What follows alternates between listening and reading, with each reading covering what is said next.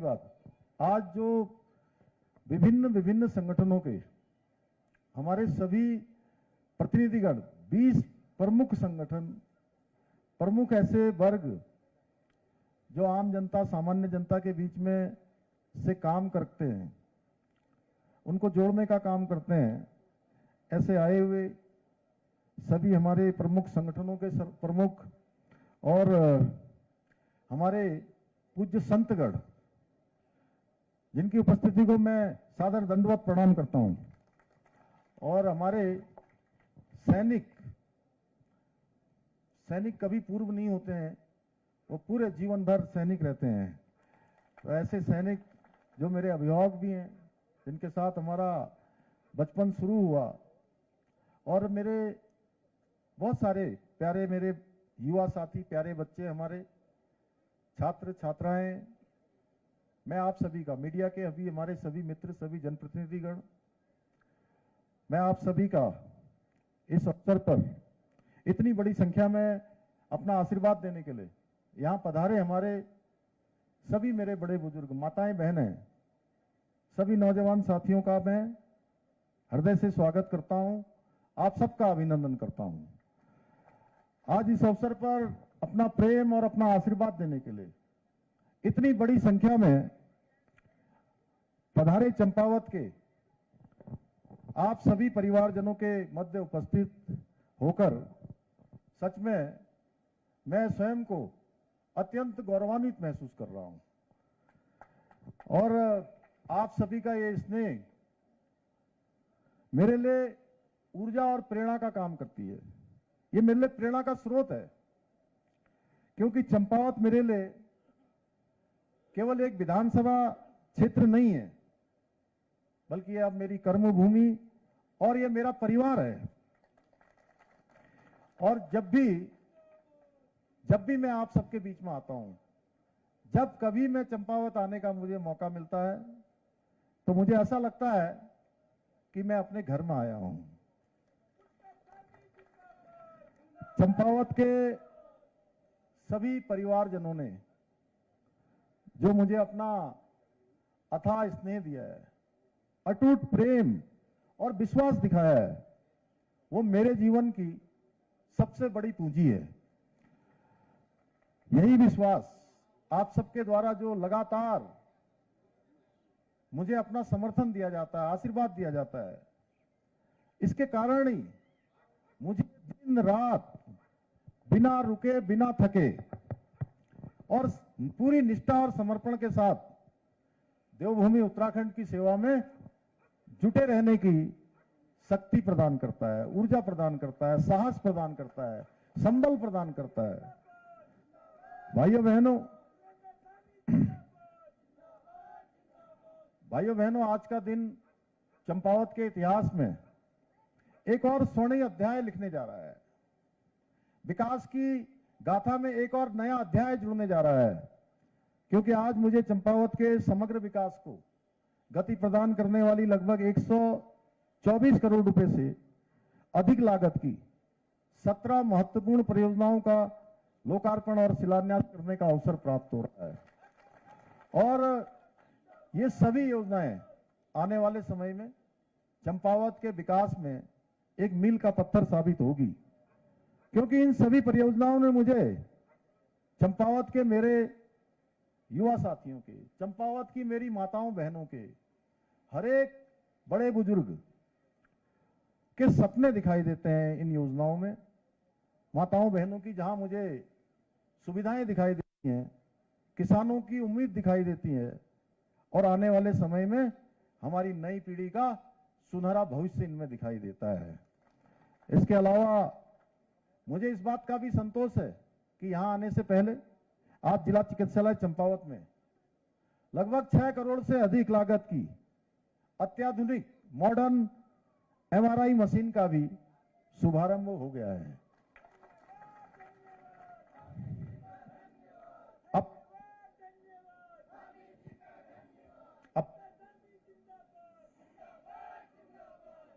अब चंपावत और इसके आसपास के सभी क्षेत्र के लोगों को अब एमआरआई करवाने के लिए बड़े शहरों में या निजी अस्पतालों में चक्कर नहीं लगाने पड़ेंगे। अब लोगों का समय भी बचेगा, पैसा भी बचेगा और गंभीर रोगों का उपचार भी उनको अपने घर के पास ही मिल सकेगा। मुझे ये बताते हुए अत्यंत प्रसन्नता हो रही है कि आज मुझे चंपावत के सिटी सेंटर का भूमि पूजन तथा कॉर्बेट टेल के उद्घाटन का भी सौभाग्य प्राप्त हुआ है। मुझे विश्वास है दोनों परियोजनाएं चंपावत के विकास में, यहाँ के पर्यटन में और स्थानीय अर्थव्यवस्था और रोजगार को एक नई उड़ान देंगे, नई गति यहां मिलेगी, रोजगार व्यापार दोनों ही बढ़ेगा। भाइयों बहनों, आदरणीय प्रधानमंत्री श्री नरेंद्र मोदी जी के दूरदर्शी नेतृत्व में हमारी राज्य सरकार विकास और विरासत इस मंत्र को आत्मसात करते हुए आगे बढ़ रही है। एक और हम जहां सड़क, शिक्षा, स्वास्थ्य और पेयजल ऐसी आधुनिक आधारभूत सुविधाओं को मजबूत कर रहे हैं, उनको सुदृढ़ कर रहे हैं, वहीं देवभूमि की आध्यात्मिक और सांस्कृतिक पहचान को भी नई ऊंचाइयों तक पहुंचाने का प्रयास कर रहे हैं। हमारा संकल्प है कि विश्व की आध्यात्मिक राजधानी के रूप में, मैं भारत की आध्यात्मिक राजधानी नहीं कह रहा हूं, विश्व की आध्यात्मिक राजधानी के रूप में स्थापित करने का है, क्योंकि सदियों से देवभूमि उत्तराखंड भारत की सनातन चेतना का केंद्र रही है। इस दिशा में कार्य करते हुए केदारखंड की भांति ही मानसखंड के जो हमारे पौराणिक मंदिर हैं, उन सभी का पुनरुत्थान किया जा रहा है, उनका सौंदर्यीकरण किया जा रहा है। मां पूर्णागिरि धाम का समग्र विकास, मां बाराही देवी, बालेश्वर, पाताल रुद्रेश्वर, मां रणकोची जैसे प्राचीन मंदिरों में श्रद्धालुओं की सुविधाओं के लिए और विस्तार सहित शारदा कॉरिडोर और प्रस्तावित गोल्जू कॉरिडोर जैसी परियोजनाएं हमारी इस सोच का परिणाम है। भाइयों बहनों, चंपावत केवल एक जनपद नहीं है, बल्कि हमारी आस्था, हमारी संस्कृति और सीमांत स्वाभिमान और असीम संभावनाओं का पहचान का क्षेत्र ये जिला चंपावत है। इसलिए हमारी सरकार ने इसके विकास को केवल कुछ योजनाओं तक सीमित नहीं रखा है कि कुछ योजनाएं शुरू हो जाएं, बस इसकी इतिश्री हो जाए, औपचारिकता पूरी हो जाए, बल्कि इसे उत्तराखंड का आदर्श जिला बनाने के लक्ष्य के साथ हम योजनाबद्ध तरीके से काम कर रहे हैं। आप देख रहे होंगे, आप जिस वर्ग के लिए कहेंगे उस वर्ग के लिए कोई न कोई योजना आ रही है। बच्चों के भविष्य की भी इसमें पूरा प्रबंध किया जा रहा है। विभिन्न मोटर मार्गों के निर्माण किए जा रहे हैं, चौड़ीकरण के कार्य किए जा रहे हैं। शहरों में जाम की स्थायी समस्या के समाधान के लिए आधुनिक multi level parking, shopping complex यहां विकसित किए जा रहे हैं। आज ही हमने 62 करोड़ रुपए से अधिक की लागत से चंपावत रोडवेज स्टेशन में आधुनिक बहुमंजिला पार्किंग एवं शॉपिंग कॉम्प्लेक्स का शिलान्यास भी किया है। इसके साथ ही पर्यटन आवास गृह, मां पूर्णागिरि धाम और रीठा साहब में नई पार्किंग सुविधाओं का निर्माण कराया गया है, जिससे स्थानीय नागरिकों के साथ साथ लाखों श्रद्धालुओं को भी बड़ी राहत होगी। भाइयों बहनों, बेहतर कनेक्टिविटी के क्षेत्र में विकास की सबसे मजबूत आधारशिला होती है कि जहां आना जाना अच्छा हो, संपर्क अच्छा हो, सड़क मार्ग अच्छे हों। इसी सोच के साथ हमने हनुमानगढ़ी खेत खेड़ा पुल का निर्माण कराया है, जिससे पूर्णागिरि मेले में आने वाले श्रद्धालुओं को और हमारे चूका क्षेत्र के लोगों को उनका आवागमन बहुत आसान हुआ है। जलजीबी टनकपुर मार्ग के लिए 50 करोड़ रुपए की लागत से पुल का निर्माण सीमांत क्षेत्र के विकास को नई गति देगा। भाइयों बहनों, हमारा प्रयास केवल निर्माण कार्य करना नहीं है, बल्कि ऐसी आधारभूत सुविधाएं विकसित करना दशकों तक चंपावत की प्रगति का आधार बने, हमारे बच्चों के भविष्य को सुरक्षित करे। और इसी के अंतर्गत चंपावत की भविष्य की आवश्यकताओं के अनुरूप उसको विकसित करने के लिए 66 करोड़ रुपए से अधिक की लागत से आधुनिक सिटी ड्रेनेज सिस्टम किया जा रहा है। इसके साथ ही आज चंपावत में भूमिगत विद्युत लाइनों को बिछाने का कार्य भी तेजी से चल रहा है, जिससे आने वाले समय में हमारा चंपावत और अधिक सुरक्षित और व्यवस्थित बना रह सकेगा। इसके अलावा 240 करोड़ रुपए से अधिक की लागत से पेयजल व्यवस्था को और मजबूत किया जा रहा है। भाइयों बहनों, किसी भी परिवार की सबसे बड़ी चिंता तब होती है जब उसके परिवार का कोई परिवारजन, कोई सदस्य गंभीर रूप से किसी बीमारी से ग्रसित हो जाता है और उस समय उसे इलाज के लिए इधर उधर भटकना पड़ता है। इसलिए स्वास्थ्य सेवाओं को मजबूत करना हमारी सर्वोच्च प्राथमिकता रही है कि यहां चाहे क्रिटिकल केयर ब्लॉक बनाना हो, चाहे डायलिसिस मशीन लगानी हो, या चाहे आज से एमआरआई का शुभारंभ करना हो। और इस दिशा में हमने 20 करोड़ रुपए की लागत से 50 बेड का क्रिटिकल केयर ब्लॉक यहां बनाया गया है।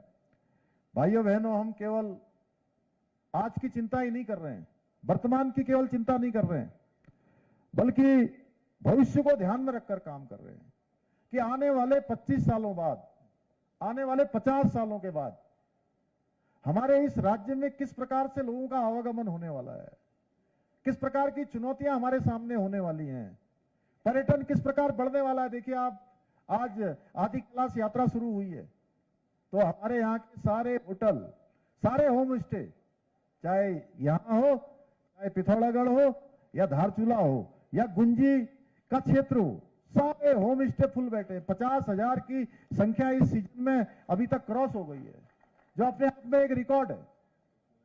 पहले के समय में पूरे साल भर 500-700 लोग आते थे और अब इस साल यह आंकड़ा मुझे लगता है कि 1 लाख को पार करेगा। तो इसलिए भविष्य की जो चुनौतियां हैं उनको भी ध्यान में रखना है। इसको ध्यान में रखकर भारत नेपाल सीमा पर ड्राई पोर्ट 177 करोड़ रुपए की लागत से बन रहा है, जिसके बनने के बाद व्यापार और रोजगार की नई संभावनाएं सृजित होंगी। इतना ही नहीं, हम बच्चों को साइंस, टेक्नोलॉजी, इनोवेशन और एआई, इस पे हमारे चंपावत जनपद के बच्चे भी आगे बढ़े। और आज भारत जिस प्रकार से इन क्षेत्रों में तरक्की कर रहा है, उसमें हमारे बच्चे भी उसके भागीदार बने। इसलिए हमने 57 करोड़ रुपए की लागत से चंपावत में साइंस सेंटर का निर्माण हो रहा है। विज्ञान एवं नवाचार से हमारे बच्चों को जोड़ने का काम होगा। साथ ही adventure park, Jim Corbett trail भी यहाँ की पर्यटन की संभावनाओं में वृद्धि करेगा। और लोहाघाट में 257 करोड़ रुपए से अधिक की लागत से बन रहा पहला उत्तराखंड का महिला स्पोर्ट्स कॉलेज तथा छमनिया का, बाद में लगा लेना एक साथ, छमनिया का सिंथेटिक ट्रैक हमारी बेटियों को राष्ट्रीय और अंतर्राष्ट्रीय स्तर पर मजबूत करने का, उनको पहुंचाने के लिए, अपनी पहचान बनाने के लिए, उनके व्यक्तित्व के विकास में खेल की संभावनाओं के लिए अनेक द्वार खोलेगा। इतना ही नहीं, आज टनकपुर में 122 करोड़ रुपए की लागत से आंतरिक पेयजल लाइन पर भी काम किया जा रहा है। 237 करोड़ रुपए की लागत से आधुनिक आईएसबीटी का निर्माण भी टनकपुर में मां पूर्णागिरी के धाम आने जाने वाले लोगों के लिए, उसका भी काम तेजी से चल रहा है। इसके अलावा गेस्ट हाउस, कम्युनिटी हॉल इस पूरे क्षेत्र को एक नई पहचान देगा। भाइयों बहनों, ये तो केवल कुछ योजनाएं ही हैं। इसके अलावा भी चंपावत जिले में अनेक विकास के कार्य किए जा रहे हैं। मैं इसको बोलूंगा तो मुझे लगता है कि घंटों लग जाएंगे ना काफी समय लग जाएगा। और लेकिन मुझे पूरा विश्वास है कि आने वाले कुछ वर्षों में चंपावत विकास के क्षेत्र में, पर्यटन के क्षेत्र में, स्वास्थ्य, शिक्षा, खेल और आधारभूत सुविधाओं के क्षेत्र में पूरे उत्तराखंड के लिए एक मॉडल बनकर उभरेगा जब ये सारी योजनाएं धरातल पर उतर जाएंगी। भाइयों बहनों, आज जब पूरे चंपावत की सारी क्रीम यहां पर आई है, जिस प्रकार से सारे संगठनों का यहां प्रतिनिधित्व हमारे यहां पर हुआ है, मेरे मन में कोई संशय नहीं है। मैं सोच रहा हूं कि पूरा टनकपुर जनपद और पूरा चंपावत जनपद आज हमारे इसी एक स्थान पर एकत्र हुआ है। तो इसलिए मैं कहना चाहता हूं कि मैंने चंपावत को आदर्श जिला बनाने का जो वचन दिया था, आप सबके सामने मैंने पहले दिन से कहा था कि चंपावत एक ऐसा जनपद है जो पूरे उत्तराखंड के लिए आने वाले समय में मॉडल बनेगा, आदर्श बनेगा। और उसे पूरा करना मेरे लिए केवल राजनीतिक प्रतिबद्धता नहीं है, बल्कि मेरे जीवन का संकल्प है कि ये चंपावत जनपद हमारा आदर्श जनपद बने। मैं आप सभी को विश्वास दिलाता हूं कि चंपावत का कोई भी सपना अधूरा नहीं रहने वाला है। मैं किसी सपने को अधूरा नहीं रहने दूंगा। जब तक यहां का प्रत्येक अधूरा कार्य पूरा नहीं हो जाता है, प्रत्येक युवा को आगे बढ़ने के लिए अवसर नहीं मिल जाते हैं, प्रत्येक क्षेत्र यहां का छोटा विकास की मुख्य धारा से जब तक प्रत्येक गांव नहीं जुड़ जाता है, तब तक मैं आपका भाई, आपका बेटा चैन से नहीं बैठूंगा।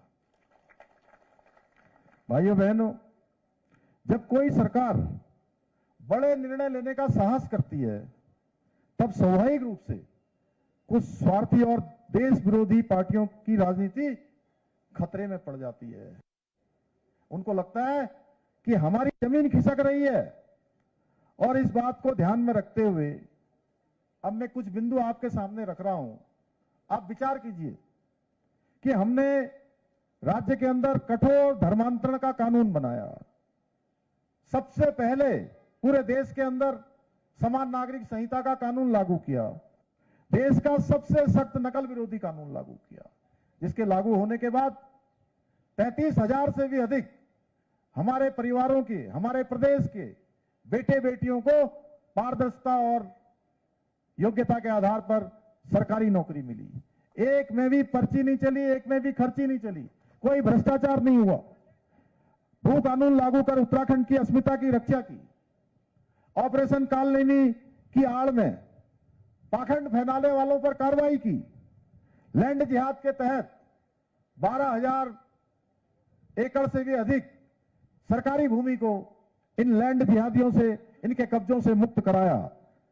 लव जिहाद, थूक जिहाद और मजार जिहाद जैसे समाज और देश विरोधी कार्यों के खिलाफ कड़ी कार्रवाई की।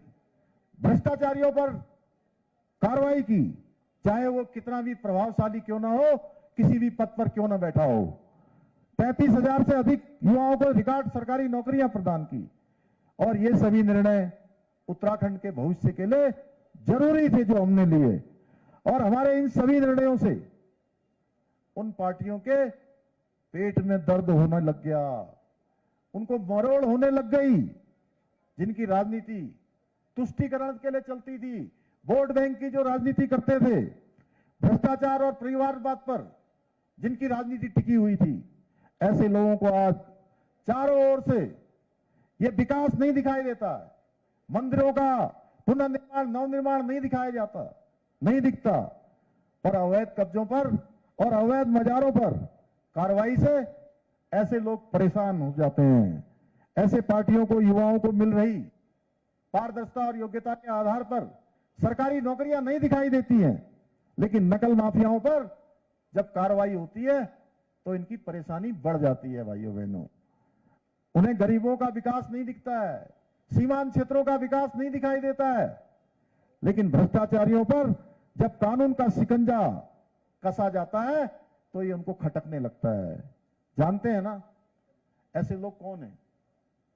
आप लोग जानते हैं ना ऐसे लोग जिनके पेट में जब हम कार्रवाई कर रहे हैं, हम सख्त निर्णय ले रहे हैं, ऐतिहासिक निर्णय ले रहे हैं, उत्तराखंड के अंदर विकास हर गांव-गांव तक पहुंचाने का प्रयास कर रहे हैं, तो कुछ लोगों को परेशानियां हो रही हैं, कुछ पार्टियों को भी परेशानियां हो रही हैं।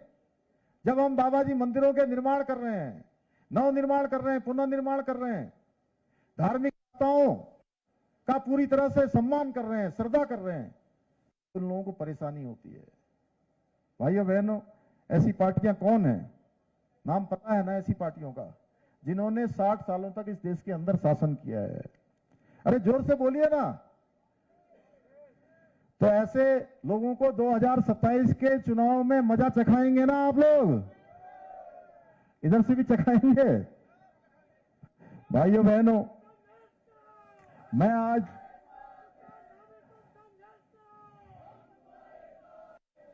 भाइयों बहनों, मैं आज फिर इस चंपावत की इस पावन धरती से ये स्पष्ट रूप से कहना चाहता हूं कि हमारी सरकार बल्कि उत्तराखंड के भविष्य को बनाने की राजनीति करती है। हम तुष्टीकरण नहीं, हम संतुष्टीकरण पर विश्वास करते हैं। हम सत्ता बचाने के लिए निर्णय नहीं लेते हैं, बल्कि आने वाली पीढ़ियों को, भविष्य को सुरक्षित करने के लिए निर्णय लेते हैं। और याद रखिए, जो लोग वर्षों तक उत्तराखंड को लूटते रहे हैं, उन्हें ईमानदार सरकार कभी पसंद नहीं आएगी। लेकिन हमारा संकल्प स्पष्ट है, ना भ्रष्टाचार से कोई समझौता होगा, माफियाओं से यहां के मूल अस्तित्व को हम किसी भी कीमत पर नुकसान नहीं होने देंगे। हम आने वाले समय में अपने बेटे बेटियों को असुरक्षित उत्तराखंड नहीं सौंपेंगे। भाइयों बहनों, मैं हमेशा से कहता रहा हूं, किसी भी समाज में काम करने वाले जनप्रतिनिधि की सबसे बड़ी ताकत उसका पद नहीं होता है, बल्कि जनता का विश्वास होता है, जनता का प्रेम होता है।